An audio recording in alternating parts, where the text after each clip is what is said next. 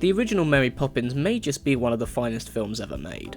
Be it the story of a wide-eyed Walt Disney fighting relentlessly to attain the rights to P.L. Travers' successful run of children's books, the stellar castings of Julie Andrews, Dick Van Dyke and David Tomlinson, the results of songwriting masters Robert and Richard Sherman, the groundbreaking visual effects and stage choreography, or the beautifully brought together screenplay by Bill Walsh and Don DeGrady, there's something about it that just feels, and please do forgive me here, practically perfect in every way. The memorable songs, the joyous set pieces, everything seamlessly building to that moving crescendo of a finale that is George Banks singing away with this newfound love of life.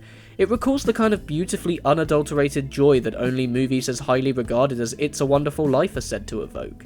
It sees every department working at peak efficiency to deliver a sensational piece of family entertainment, and it is to me, quite frankly, a crowning achievement in Silver Age cinema.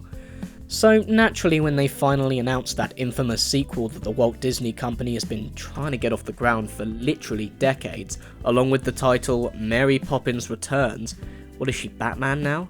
And a premise that sounded eerily similar to that of this year's Christopher Robin, well, I groaned. But with a promising cast and a surprisingly faithful trailer, I mean, who really knew what to expect? Mary Poppins Returns essentially functions as a soft reboot within its own canon.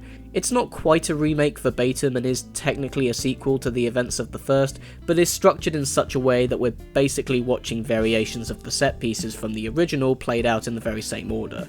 The immediate reference that calls to mind would have to be The Force Awakens. Mary Poppins Returns isn't looking to reshape the mythology, but rather remind you what it felt like to be a child experiencing real magic on screen. Part of that limited aspiration means effectively treading the same ground as its predecessor, which will undoubtedly leave it up to scrutiny, but in a strange turn of events, the film does still manage to capture something special about the 1964 classic in spite of its flaws. Set during the Great Depression, our story finds a widowed and disenchanted Michael Banks, now played by Ben Whishaw, having grown into a respectable bank teller and father of three, along with his more optimistic sister Jane, now played by Emily Mortimer. After receiving a repossession notice on their home, Michael is left with only days to search for a certificate that confirms their late father left them shares in the bank that might pay off his loans and allow him to keep the house. And after putting out old childhood items to charity, his lamenting children, John, Annabelle and Georgie, happen upon the kite from the first film before, lo and behold, Mary Poppins once again descends from the clouds to, as she says in the trailer, look after the bank's children. After a shocked reaction to her appearance, Michael begrudgingly allows her to look after his kids, and the four of them, joined by Jack, a local lamplighter and friend of Mary Poppins, begin to go on adventures beyond their wildest imaginations. That's effectively our excuse to go on yet another series of musical distractions. There's a bubble bath that turns into some underwater whimsy, another adventure in an animated world, a visit to a wacky relative where gravity plays a role, and a street-level lamplighter number. It doesn't take a genius to figure out which scenes are supposed to be spiritual successors to those from the classic, but the film isn't looking to do much more than just that, allow its audience to reminisce and have a good time doing so. And as far as set pieces go, each one plays varied enough in execution to keep the proceedings entertaining, even if one or two could definitely have been cut. If I'm singling any out, while I don't hugely care for the bubble bath sequence, it simply feels a little too computer generated for my tastes. It is incredibly refreshing to see some traditional hand-drawn animation from the House of Mouse, which is something we haven't seen on the big screen for something close to 10 years. Robert Marshall's direction, however, feels quite dull. The way his shots are composed, one can't help but feel this working better as a taster previs for the inevitable stage performance. The viewer is frequently placed at a wide angle, dead center in front of the actors, with plenty of surrounding space to also see the production design, as though there really is supposed to be a live stage audience behind the fourth wall, and you could do so much more with the camera to enhance the experience. And when you consider the dynamic angles captured in the original Step in Time sequence, where a view from below or above might infer a bit of peril and add an adrenaline rush to the scene, the cinematography here just feels quite flat. A standout from the picture, however, can be found in its cast. Emily Blunt successfully captures a very similar energy to that of Julie Andrews. Mary Poppins continues to be the same well-mannered and disciplined mystery of a character, letting her warmth out sparingly when the occasion calls for it, and it really is lovely to see. While Lin-Manuel Miranda as Jack, on the other hand, gives off a friendly charm, but not much else. He's nice to have around, but it's a very one-note performance, and you can tell that he's trying really hard and that the movie thinks he's kind of adorable. It's a bit irritating. And outside of that, the character himself just feels a little too clean. Part of what made the dynamic between Bert and Mary Poppins such fun in the original was the juxtaposition of their opposing styles. One was messy and unkempt, the other prim and proper. I'm not asking for the same thing, but the film gives Jack a very similar role to play, and the layers just aren't there. He serves as a friendly guide to light your way home, which is a nice sentiment, but it becomes played out. It is Ben Whishaw, however, whose touching performance exudes a vulnerability that provides the film with its emotional centre.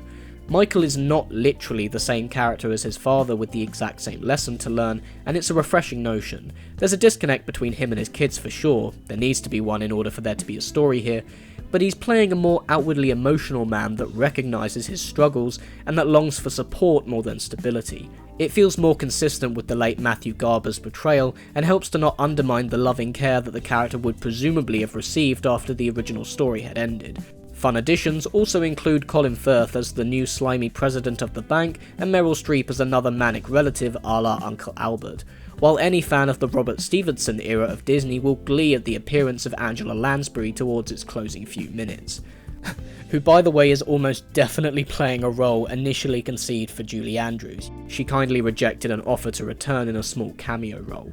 Special mention must also be made for the production design. The majority of the environments realised for Mary Poppins are very elaborate bits of stage dressing. Cherry Tree Lane is a set, the rooftop is a set, etc. And the art department has done a tremendous job in making it all look and feel consistent in a digitally enhanced setting, whilst broadening the scope of London with some newer locations. The film does find its fair share of issues as it carries on.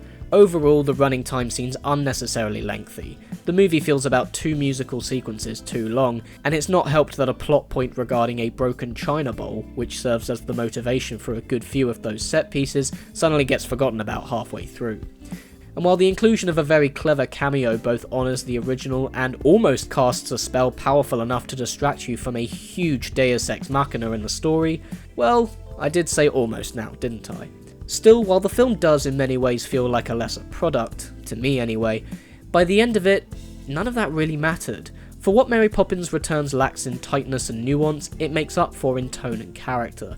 By the time our heroes are singing and dancing, overtaken by a palpable joy of life and the magic of their youths, out of sorrow and into warmth and love, well, as sappy as it may be, once again I'm a grown man crying in my seat in the cinema. Perhaps I'm too sentimentally tied to the original film, or perhaps I'm not giving the picture enough credit in acknowledging how well it realises its narrative of the bank's children reconnecting with their father, but something about this film awoke a feeling in me that I hadn't connected with for some time and that genuinely moved me. When you're as swept up in a film's emotionalism as that, it really doesn't matter how many bits of dialogue you take issue with, or how many script cliches you may roll your eyes at. When your heart is as lifted as that, there really is nowhere to go but up. Thanks for watching everyone, and welcome to the new channel. It's been a long time coming. This whole move onto a different platform has been quite a lengthy process to get underway, so I apologise for having announced that there would be announcements like a month ago, but I'm really excited to be producing new content and interacting with you all again. If you have any feedback on the new look of the videos, please do comment below and let me know what you think. Any response is appreciated. And as always, if you like this video, you can subscribe to the channel for more. Cheers.